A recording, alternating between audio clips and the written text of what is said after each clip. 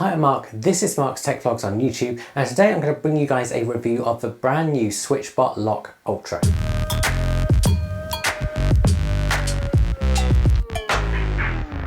Now, the SwitchBot Lock Ultra follows on from last year's SwitchBot Lock Pro, and there's a lot of improvements in this lock for us to talk about throughout this video. Now, at the start of this video, I want to let you guys know that SwitchBot offered to send me this lock to review, and I've been using it for the last 3 weeks. Now, when a company reaches out, I always say yes if it fits with the channel, but I will make honest reviews. And so SwitchBot will have no idea what I'm going to say about this lock until this review goes live. I do, however, like to make sure you guys know when I haven't paid for a product. I'm going to put some chapters below so you can navigate to the part of the video you want to see if you want to kind of skip ahead and skip around and find all sorts of things out. But let's kick off this review and talk about design. So the SwitchBot Lock Ultra has a smaller, more rounded design than the Lock Pro. The Lock Ultra's body is largely metal with a rounded knob and a rounded bottom as well. And I think it looks great. It's also very slightly slimmer than the Lock Pro, but it is still a chunkier smart lock. The front of the Lock Pro has a slide-off cover where you'll find the included rechargeable battery pack. This is charged via USB-C. It's also under here you find the clips that hold the lock to the mount that goes onto your door itself. Moving up, you've got a knob with a push button on. You can twist that knob in order to lock or unlock your door, but you can also use that button to make it turn automatically. And there's a few different settings for that button. That button also has a light around it. And everything about this design feels modern and well made, and I really like what SwitchBot have done here. And personally, I much prefer the rounded edges of this compared to the squarer edges of their previous smart locks. In the box, you also get some wood effect stickers that can go on the bottom of the lock if you want to kind of soften it and make it blend in with your door. Personally, I'm not sure these are going to add much when the body of the lock is still black, but it is a nice little extra to get. So let's talk about specification. So firstly, SwitchBot say this lock is compatible with 99% of all doors out there. This includes EU profile, UK oval, Swiss round and night latch locks. For cylinder locks, you're going to need to make sure that your door can be unlocked from the outside whilst a key is on the inside. This is so that you could still get in an emergency from the outside using the key if the lock was to stop functioning. Of course, if you don't, you're going to need to get a new cylinder, but the most affordable way to do this is to actually get a cylinder with a knob on the inside that you can twist instead of a key. I'll put a link below to the Yale one that I use. It's also compatible with doors where you have to lift to lock in order to engage the multi-points, although you do still have to lift to lock for the lock to actually work. For people in the US, it is compatible with single deadbolts, rim cylinders, Jimmy proof and mortise, although at least 2 of these include special kits so you'll have to reach out to SwitchBot for. And then secondly, when you use it with a SwitchBot Hub 2, a SwitchBot Hub Mini with Matter or the new SwitchBot Hub 3, you can get out of home access and it will also work via Matter. That means if you're an Apple Home user, it will appear in the Apple Home app. That's what I've been using it with, but of course this also means it works with Amazon Alexa, Home Assistant and Google Home as well. This lock also comes with an included magnetic sensor. This goes on the other side of your door and basically works like a contact sensor. It means you'll get a notification if you leave the door ajar, and you can even use it to auto lock the door when it closes. Now, the big thing with any smart lock, and I am putting together a kind of things you should look out for with smart locks video, which will be coming out soon, is all to do with security. And there's 2 things to look out for when it comes to security and smart locks. There's the actual hardware itself that's on your door, and then also the digital side of things. So for the hardware, your door basically remains as secure as it was because you use your own cylinder. If you don't use another accessory like a keypad, then from the outside it looks like you've just got a normal cylinder on your door. The digital side of things is something that SwitchBot have clearly thought through, and it has 128-bit AES encryption. That's used for all data transfer. The other thing people ask with smart locks is, can you disable the twist functionality and can you disable the button? So you can disable the button in the SwitchBot app if you don't want that button to do anything, but you cannot disable the twist functionality. For all intensive purposes, it sort of just works like a cylinder with a turn knob on. This of course is something you're going to want to bear in mind if perhaps you've got small children. If you do want to use something from the outside like a keypad or fingerprint scanner, then all of the data from that is stored locally.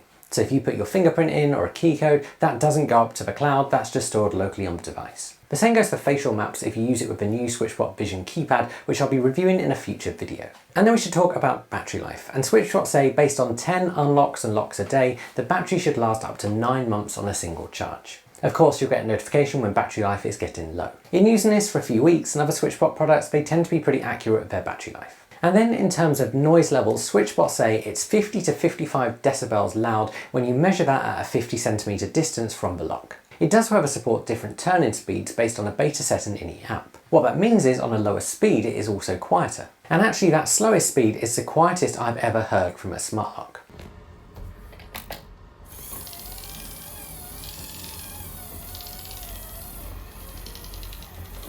And then finally we should talk about price.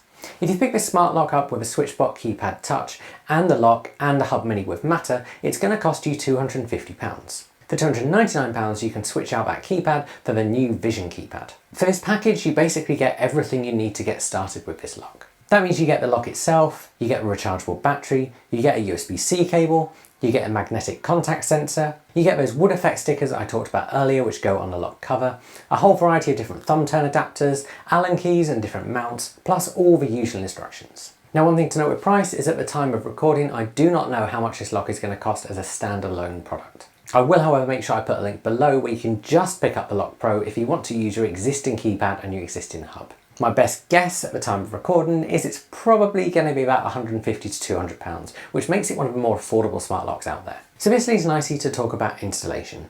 And I'm not going to go hugely in depth here because actually I just replaced the SwitchBot Lock Pro with the SwitchBot Lock Ultra, and so installation was pretty easy for me. I will however talk about some of the different ways you can install it.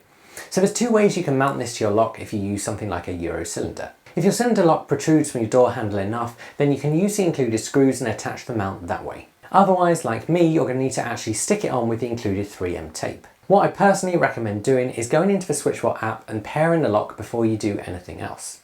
That's done by going into the SwitchBot app, hitting plus and then finding the lock and following the instructions on the screen. At this point you'll have options to follow some installation instructions in the app via pictures or to watch a video. You can of course also refer to the paper instructions that came with it. But essentially for me the process was to stick the mount to my handle, to mount the lock to the mount and then clip it in place. I already had a thumb turn adapter on there, and so when I was mounting the lock I just had to line that up because the thumb turn adapters from the Lock Pro are the same as the Lock Ultra ones. And then in the app you're going to want to calibrate it. This will depend on the type of door and the type of lock you've got, but the SwitchBot app will talk you through all of that. Alongside that you'll also calibrate that contact sensor which you can stick to your door frame. At this point you're also going to want to dive into your SwitchBot hub and add this into the Matter support section. This will mean it appears straight away in something like Apple Home. All in all, I found the installation experience pretty easy, and actually they've streamlined some of the things that were frustrating with the Lock Pro installation. The final thing you might want to do is to pair it to any keypads you've got. So initially I already had the SwitchBot Keypad Touch, which I just unpaired from my existing lock and paired it to the new one. I have since also set up the Keypad Vision in order to test that out. Again, this is really easy. And of course you can add fingerprints and NFC cards and passcodes at that point as well. One thing I will say about the Keypad Touch, and this isn't a review of that keypad, is that mine seemed to weather pretty badly over the last year, and I'm not quite sure why or what's going on there. It does still work, but it did weather badly. So let's talk about using the Lock Ultra. So from the inside there are a whole variety of ways you can use it. You can use it with the SwitchBot app, you can use it in Apple Home, in whatever thing you use, whether it's your watch or your iPad or your Mac or your phone. And then you can also use a physical twist knob or the button on the device itself. Now I've got a button to basically do the opposite of what its current state is. So if I press the button and the door is locked, it will unlock. And if I press the button and the door is unlocked, it will lock. This is personally my favourite way to do it because the new improved speed of this lock means actually it opens really quickly. 9 times out of 10 when I'm just going out into my garden, it's much quicker to unlock it by pressing the button than it is to reach for my phone. If you do want to change the volume of it, you can go into the SwitchBot app and change the speed settings. And like I said, the slower setting is much quieter. There's also a night option in the SwitchBot app where you can set it to switch modes depending on the time of day. That means if you were to get back late at night, it could open quieter so you don't disturb anyone else in the house. From the outside, of course, you can still use the SwitchBot app or Apple Home, but then you can also use one of SwitchBot's accessories. So the new Keypad Vision, for example, lets you unlock it with your face, or a fingerprint, or a key code, or an NFC card. It's worth noting that in the app for these accessories, you cannot create a fingerprint without having a key code, but you can pair all your fingerprints and then remove a key code. The fingerprints will still work at that point. The same goes if you add in a face. In the SwitchBot app, you can also add temporary key codes. This can be achieved remotely via SwitchBot app, which makes this ideal for kind of Airbnbs or if you need to let someone in an emergency. Of course, to achieve this, you're going to need to have one of the SwitchBot hubs. The other option SwitchBot locks have is the option for an emergency passcode. This is a passcode you can set up that you'd only use if you're being forced to open your door. So let's say someone's got a gun to your head saying open your front door. You can put in that passcode, the door will unlock as you'd expect, but it will send a notification to people you've set up notifications for, so they know that you've been forced to unlock your house. This is a really nice feature, especially as it gives you a bit more of a security advantage over using something like a key. Although of course from the outside you can still use a key because this is a retrofit smart lock. This is great for less tech savvy family members. Now when I've been using the Keypad Touch and also the Keypad Vision, I've found it responds with about 1 or 2 seconds of me activating it. So if I put my fingerprint on or a correct key code, the lock will respond within about 2 seconds maximum. When using it with Apple Home, I'd say it takes about 3 seconds to respond. Of course, one of the really nice things is that via the SwitchBot app, thanks to our magnetic sensor, you can get notifications when you leave your door ajar, and you can even set it to auto lock. That night mode I previously mentioned in the SwitchBot app also has an option to auto lock at a certain time of day. All of that sounds great, so we should probably ask if there's any downsides to this lock. So firstly, if you compare this to some things Nuki are doing with the Nuki Ultra and the Nuki Pro, then you can see that this is a bigger smart lock. It's actually still wider and chunkier than the Aqara U200 as well, although not as tall. I think this is something some people want to bear in mind because it will bother some people with the way it looks on your door. It's not something that bothers me, but it's something I wanted to mention. The other downside, and I say this as an Apple user, is that it doesn't support Apple HomeKey. And actually, at the time of recording, the only smart lock out there that works in the UK and is retrofit but works with Apple HomeKey is the Aqara U200, which I've been using ever since it came out, and it's a great smart lock. I love just being able to put my wrist and use an Apple HomeKey from my watch. The thing is, however, the SwitchBot fingerprint scanner is really responsive, and so most of the time you're probably just going to use that, and it doesn't make a lot of difference. I would really like to see more manufacturers getting on board with HomeKey, but I believe there's a lot of hoops to jump through with Apple, and I think it has to be bundled as one package rather than optional accessories. It'll be really interesting to see what happens with that in the future, especially with some new technology coming out that's sort of going to be the matter of HomeKey kind of things, so it will work with Android as well. If you want to know more about that, let me know below and I'll make a video all about that. Those, however, are my only criticisms of the SwitchBot Lock Ultra. So what's the verdict? So with the Lock Ultra, SwitchBot have taken everything good from the Lock Pro last year and made it better. They've created something smaller with a nicer design, it's faster, and all round it's just better for the price. And actually, if you're looking for a retrofit smart lock, unless you really care about Apple HomeKey, I'd certainly check this out. Pairing it with something like the Vision keypad is also a great extra option as well. And when you think you get that and a hub and the lock for just under £300, that's actually a pretty good price. And the price gets better because SwitchBot are always running promotions, so I've got a code below where you can save 10%. And it's a good time to say that I'll leave links below to the Lock Ultra on both SwitchBot and Amazon. They will go to the site in whichever country you're in, and they are affiliate links.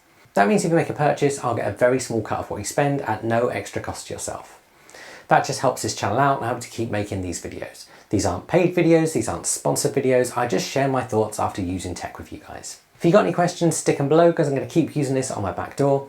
Give this video a like, subscribe to my channel, and I'll see you guys again soon.